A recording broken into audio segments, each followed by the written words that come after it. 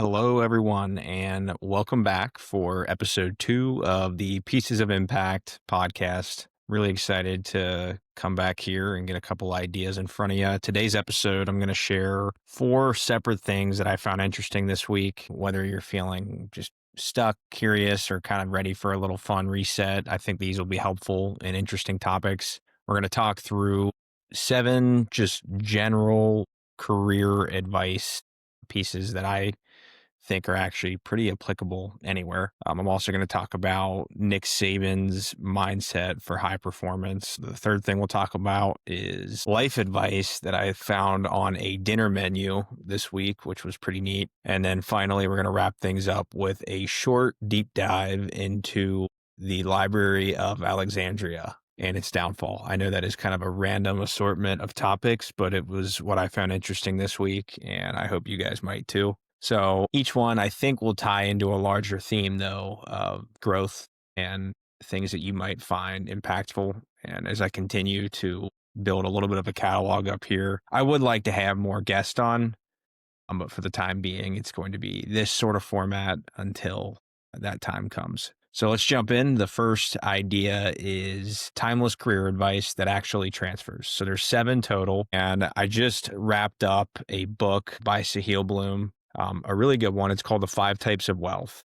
And he talks about how a lot of common career advice is usually too personal to be commonly applicable. But I think he did a good job here of boiling it down to 7 ideas that are pretty universal. So let's jump in with number 1, and that is create value, receive value. The world runs on a value exchange at the end of the day. So if you want more, you need to be able to solve problems and bring value to the people that you work for or your customers. You need to be able to solve meaningful problems, and the rewards themselves will follow. So I thought that was a pretty good general piece of advice. The second one is eat the frog. And I love this. I think I've made a couple of short reels about this idea. I'm pretty sure Mark Twain originally came up with the idea. Maybe Ben Franklin. I don't know. I'm kind of mixing it up maybe. But the point is, do the hardest thing of your day first. So what he kind of says is, if you can, swallow the frog first thing, and the rest of your day, nothing else will feel that difficult. So I think as you are evaluating your routine, I guess, try to evaluate what's the hardest thing that you hate doing more than anything. So an example of this that I use is I do a cold plunge a couple times a week, and I also try to work out first thing in the morning. And that's usually the hardest part of my day. But I find that after doing that very difficult thing immediately upon waking up, the rest of the day really seems to snowball me a little easier. So I recommend exploring this one. Number 3 is do the old-fashioned things well. So I'm not going to overcomplicate this. Be kind, be reliable, look people in the eye when you talk to them, show up early, don't gossip or talk bad behind people's backs, shake hands firmly. The basics themselves are pretty straightforward, but they're still going to separate you from the crowd because it's the little things that add up. Number 4 is work hard first, work smart later. And Sahil talks about how early in your career, you don't have the leverage or the skill set yet to actually work smart. So you're going to have to earn that by grinding and proving that you can be counted on. And after that is when you can start actually optimizing your schedule and producing the same or more with less input. So that was a fun one. Number 5 is learn to tell a story. And he makes a really good point that every job or career really comes down to sales at the end of the day. So you're selling an idea, a product, or just yourself to someone else. And if you can make people believe in what you're doing, your impact itself is going to be multiplied. And you'll find that a lot of things just seem to fall into place. So practice storytelling. It's a skill set that I think is a little undervalued. Number 6 is build a reputation for figuring it out. I love this one. Be the person that people trust to solve problems without hand-holding. So you are paid to solve problems. Your boss doesn't want to have to come in and bail you out every time something gets difficult. And every leader wants someone who can take ownership and just get things done. They don't want to have to look over your shoulder and micromanage you. They would much rather prefer that you're able to figure hard things out on your own. So it's not easy, and it may take you 2, 3, maybe 4 or 5 times as long as it would to go and ask someone for the solution. And maybe that's the best course of action. I understand that if you're in need of moving quickly, but early in your career, I think you should really lean into this and try to solve hard problems, because once you do solve that hard thing on your own and you stumble through it and figure it out, that's a skill that you'll add to your tool belt. And you do that for years, it's going to compound, and you're going to be extremely valuable to the person that's employing you. Or if you're working for yourself, I think it's just one of those things that you need to figure out. So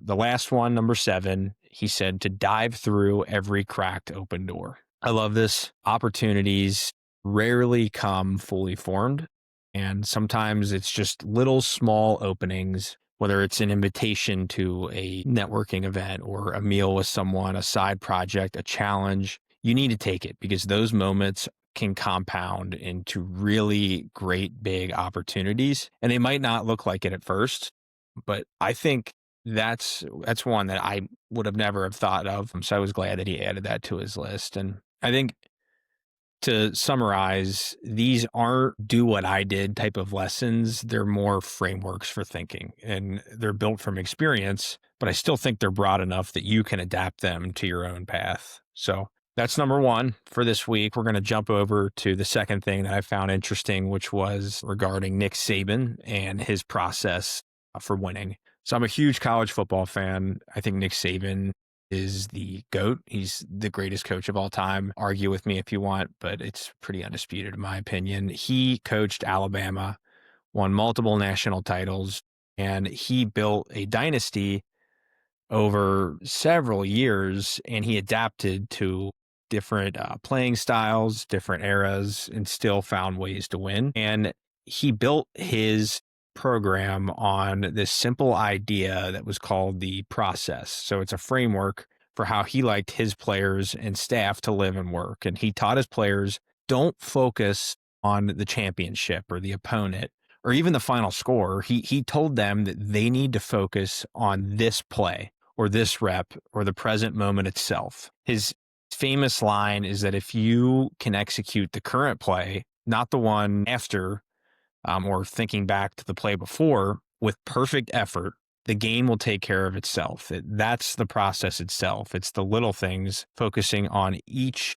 individual thing in front of you, that really compound. And he built an entire culture around it.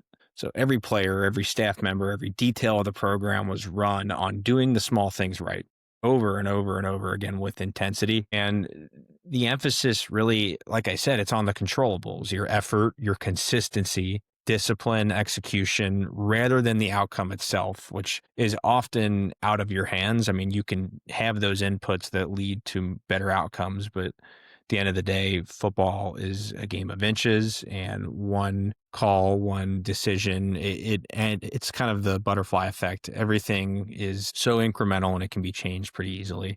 But anyway, that's why his philosophy, it aligns well with Stoicism. Sorry, I'm butchering that, but I'm reading the Daily Stoic right now, which is 366 meditations on wisdom, perseverance, and the art of living. It's a Ryan Holiday book, and it's a little blurry, but it's great. And this Nick Saban's process was in one of the pages I read this week. And he typically, in this book, it's a 1-page entry each day that you're supposed to read. And at the top of the page, there's usually a Marcus Aurelius or a Seneca quote. And then he unpacks it on the page and explains what it actually means in modern terms, because it can be a little confusing and hard on the head to digest a lot of the older stuff, but really good read. And Marcus Aurelius said on the page that he included, this was like 2,000 years ago, you must build up your life action by action. And the Stoics call this focusing on the sphere of control. And I think that Saban just modernized it here. So not only for college football and what Nick Saban did is this applicable, but it's also a pretty brilliant mindset for careers, family, pretty much anything. When you zoom out too far and you think about promotions, money, or where you should be by a certain age, you're going to lose sight of the actual work that's going to compound and create those long-term things that you want. So when you zoom in and you focus on adding value today and learning a new skill this week or solving one problem today better than you did last time, the progress will become inevitable. And Saban's players use this to pretty much, they won multiple national championships. It works. A lot of his players talked about executing the process, and it's a brick by brick sort of a mindset. And it's pretty boring, maybe to some, not glamorous, but at the end of the day, it works. It's repetition, it's consistency. And if you stack enough good days, enough good small bits of progress and momentum, you're eventually going to build something great. So stick with it is my takeaway, and understand that real progress, meaningful progress, takes years oftentimes, and it's not just going to happen overnight. Okay, cool. We are now going to move to idea number 3 for this episode. And this one's probably my favorite of the entire episode. I'm going to share my screen here as well. So I was eating at a restaurant in St. Louis, and it's called Katie's Italian joint. And on the menu, when I flipped it over and was looking at it, there was this page filled with life lessons from the owner's dad, I believe. And it's just little one-liners that he found valuable. And I thought it lended really well to my goal of this podcast, which is to find little pieces of impact and sort of build a catalog here of things that can positively impact others. So I think this one was really neat. And I took a picture and printed it out and actually made some highlights. Give me 1 second here while I share it. There it is. All right. You should be able to see it now if you're watching on video, and no problem if you aren't. I will read out the life lessons from Tom Lee that I highlighted. I'm not going to read every single one because it would take quite a bit. Give me one moment. There we go. Okay. The first one that I highlighted was talk to old people. I love this. I would like to interview some older folks on this podcast. I don't know how to say it in a kinder way, but I think that old people are incredibly wise. They've lived life and they have a lot to tell you if you're willing to listen. So that's a good one. The next one was say, I love you. And I really like this one. I think sometimes people, with their family, their relationships, they take for granted the people that they have around them. And you never know when the last time that you're going to see someone that you love will be. So I try to be pretty intentional about this and make sure anytime I'm leaving or going somewhere, I remember to tell my loved ones this.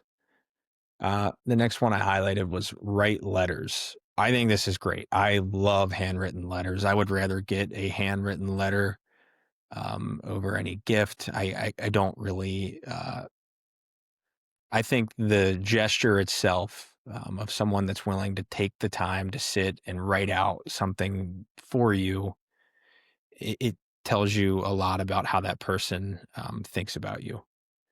And I just think writing letters is neat and something that we've kind of, it's sort of a lost art, but I'll keep moving along. The next one I highlighted was eat green shit. Well said. It's pretty straightforward. The way I interpret this is basically eat whole foods, eat things that are good for you. Um, Switching to a whole food diet really helped me with my sleep, focus at work, working out, fitness. It's pretty self-explanatory. And over time, it gets easier to, you actually begin to enjoy the green shit. I didn't at first. Next one is compliment painted nails. I think it speaks for itself. I grew up with 2 sisters, and I think I had a unique perspective because I had a brother too, but having sisters teaches you, I guess, a lot about women, and they go through a lot of trouble to get their nails done, get their hair done. Little things like that I think sometimes men may overlook, and I think it goes a long way. Just telling them that they look beautiful, that their nails look nice and their hair looks good, or maybe their outfit looks nice. I'm going to keep moving. quit drinking alcohol. I don't, I mean, I will drink every so often. That wasn't always the case. I try to just drink on special occasions now, and I've found that minim minimizing the amount of alcohol intake has significantly increased my productivity, my sleep, my health, my overall happiness. It goes a long way, and it's maybe a little bit of a difficult change for some people. So I know that some use it to manage stress, but I think there's healthier outlets out there for getting dopamine, maybe in a more natural way than alcohol. Now, I love to have a beer every once in a while, so I'm not going to be a hypocrite here and say that I don't drink, but I thought that was an interesting one. The next one I highlighted was during a negotiation, walk away. It's pretty self-explanatory. You have a lot more leverage in any negotiation when you're willing to just leave the table. If you're not getting what you want or you're not getting enough that makes you happy, be willing to just accept that, okay, this isn't for me. I'm going to leave. Straightforward. The next one is that I highlighted was sleep on it.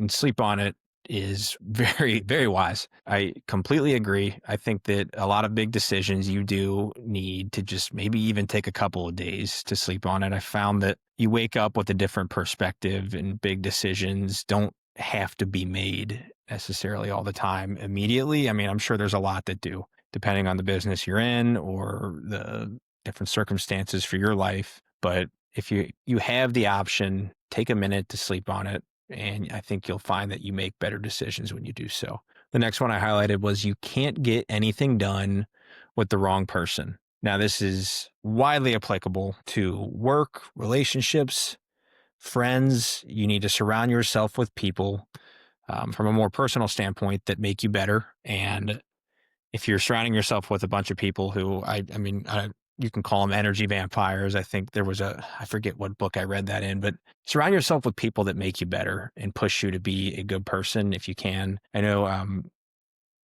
especially in relationships, it can be hard, but picking the right person is a very important decision, not only personally, but professionally in careers. When you're hiring, you need to surround yourself with the right people and put the right people in the right seats. It will make your life a lot easier long term if you're able to do this. Let's keep moving. Find someone who loves you for who you are and forgives you for who you're not. You shouldn't try to change anyone. You should find someone that loves you for every little bit and piece of who you are, every flaw, everything that's good about you, but you shouldn't change for anyone, and they shouldn't have to change either. That's not fair to them. You should love every bit of them, and you shouldn't want to change them. So I'm going to keep moving now. The next one's ask a local. Really good one.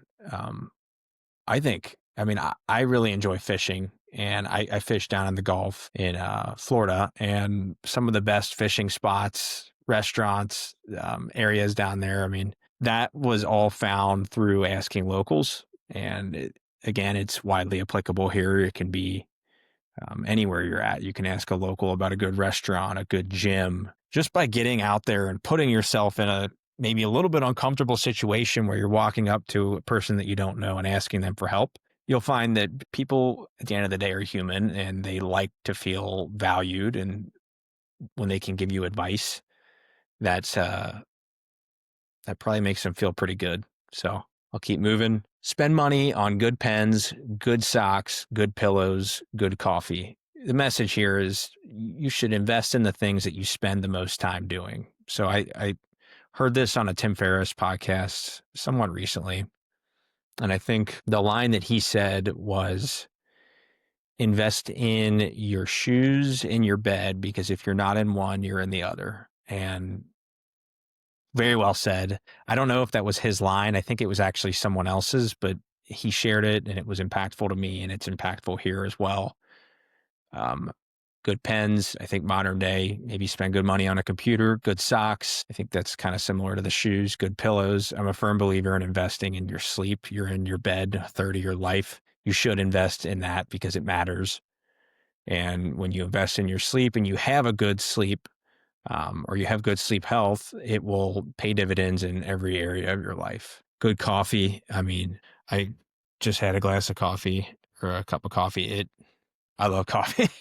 I'll keep moving. Write it down. That's the next one. I will carry around my phone, and I have a running document in my notes app where if I have an idea or something that feels interesting to me, just like this exact menu that I'm reading off of, I'll take a picture, I'll drop it into that note sheet, and then later on I can go back and review it. And sometimes when I run, there's neat ideas that are pretty, I mean, ideas are fleeting. You think you'll be able to remember them, but you won't.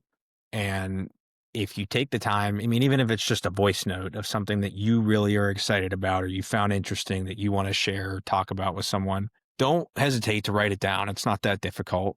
So I completely agree with this one. Next one is don't eat after 5 p.m. I'm going to push it a little bit, maybe 6. I go to bed pretty early, but I think if you cut off your last meal about an hour or two before you wind down and go to bed, you'll find that your body's not digesting food while you're trying to fall asleep. And in turn, you'll sleep better. If your body's working while you're sleeping, through a big meal that you just had before bed, it will impact your sleep negatively. I don't believe that's for everyone, at least for me, though, personally, that I've found that to be pretty applicable. I will keep moving. What's the next one? Go to Quick Trip for good gas. Best one on here. I mean, Quick Trip, QT, I mean, cold brew on tap. I'm going to get emotional right now. I mean, Quick Trip is the spot. Now, the closest one to me is about 45 minutes, but Quick Trip is fantastic.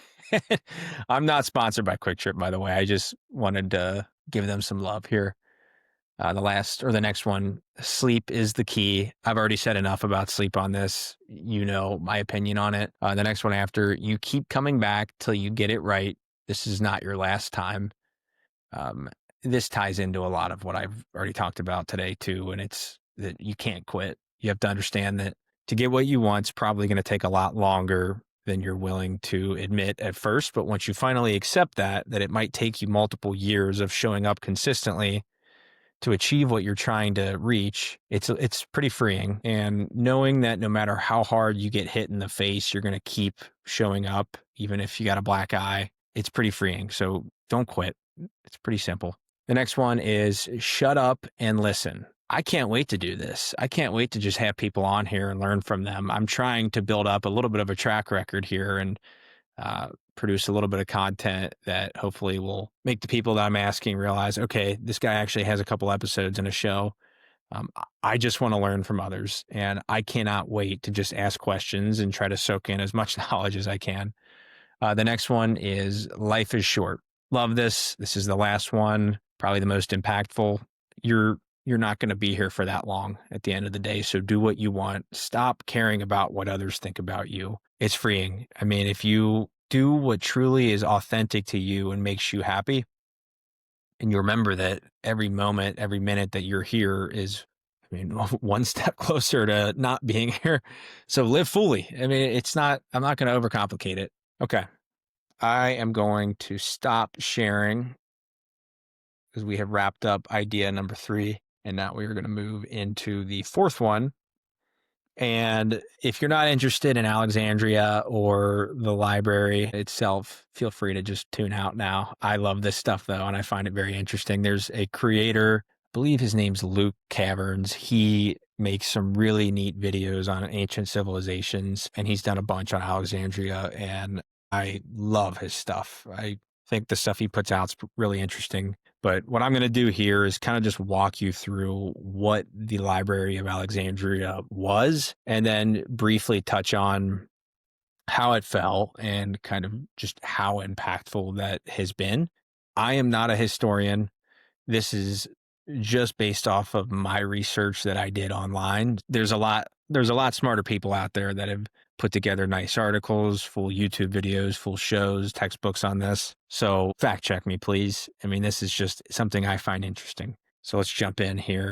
Ptolemy, who was one of Alexander the Great's generals, it was around 300 BCE. He took over Egypt and he decided that he wanted to build the biggest library in the world, the biggest one that the world had ever seen. And his whole thing was, let's collect every book that's ever existed, not just the hits or the really popular ones, but every scroll from every culture and every language. If it existed, he wanted it. And it wasn't just a library. It was part of a larger learning center called the Museon, which is basically an ancient university that was attached to the Temple of Muses. So really, I mean, for people that are kind of brainiacs, this was like Disney World at the time. And every ship that pulled into Alexandria's harbor, they would search it for books. And if they found scrolls or anything that they found interesting, they would take them, make copies. Oftentimes, they would return the copies to the person that sailed in, and they would keep the originals.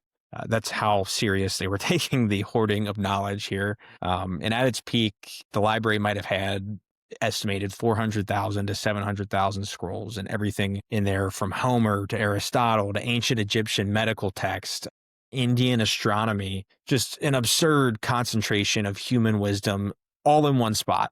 And it wasn't just books.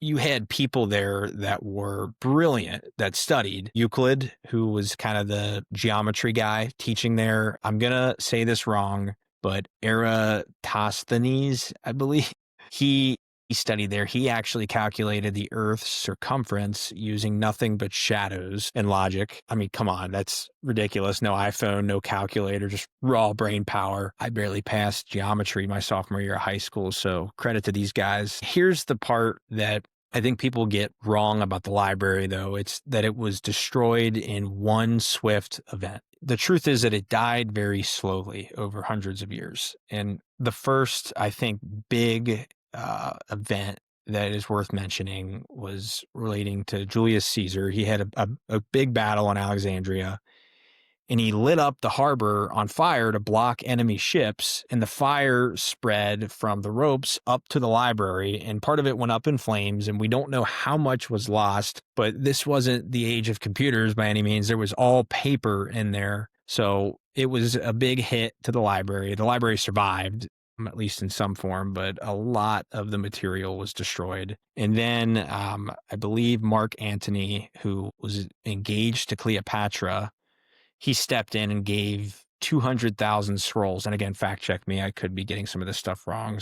He gave 200,000 scrolls from another library to help restock it. And that definitely one way to win someone over. But over the centuries, it just kept getting chipped away. The library in 391 CE, a Christian bishop named Theophilus, I might be saying that wrong, he led a mob that destroyed the Seraphim, also by saying that wrong. It was a temple that held part of the collection. That was a big nail in it. But there was just fires, wars, indifference that were over time. A lot of the scrolls got lost, damaged, or just flat out stolen. I mean, it didn't all die in one blaze. It was swiftly. So today, a lot of that material, that material's gone. And the story, it's interesting to me because I wonder what sort of knowledge was in there that was destroyed that could have answered a lot of the questions we have today. I'm very fascinated by the pyramids, and I think that maybe there was some sort of explanation. I mean, how did they actually move those blocks? I mean, they were so heavy. How did they build the pyramids? I mean, I want to understand everything. I mean, it'd be great to have Luke on this show eventually. Caverns, the guy I mentioned earlier, and others who are experts here. I'm very interested in ancient Egypt, ancient civilizations. This is just one of many things that I find fascinating. So it's a reminder of how fragile knowledge can be and how badly we need to protect it. Luckily, we have the internet nowadays that makes things a little easier and less likely to be destroyed by fires and war. Now, I'm wrapped up with my 4 ideas, and just to recap here, we covered 7 timeless career principles that are pretty applicable across any career path. We talked about Nick Saban's process for staying grounded and doing the work in the present and focusing on the little things. My favorite of the 3 or the 4 was a review of life lessons from a dinner menu that stuck out to me in a pretty amazing way. And then finally, we talked about the rise and fall of the great Library of Alexandria. Very wide array of topics today, but I love all this stuff. And I hope you found it interesting. I know it's a lot, and hopefully one of these ideas sparked something in you. As always, thank you for spending this much time with me, even just a few minutes. And I will hopefully see you on the next one. And until then, go make a positive piece of impact out in the world, one little action at a time. And I'm excited to keep doing these type of videos. I would like to get interviews eventually, but as I mentioned, I'm just trying to build up a catalog here. So hope you all have a great week.